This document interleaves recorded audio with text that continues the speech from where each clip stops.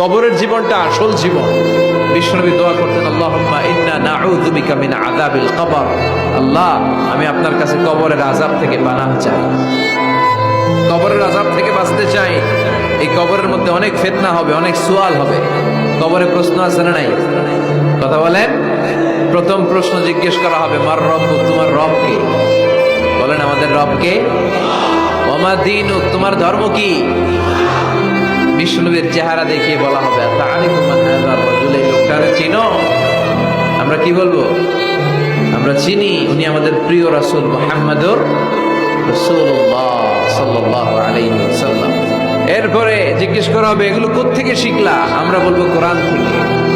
ফায়ুফসাহু লাহু কবরুহু ৭০ যিরাআন, সুন্দর সুন্দর উত্তর করতে পারলে আপনার কবরটারে ৭০ হাত লম্বা করে দেওয়া হবে। ইফতাহু লাহু বাবুন ইলাল জান্নাহ, জান্নাতের দিকে একটা দরজা লাগিয়ে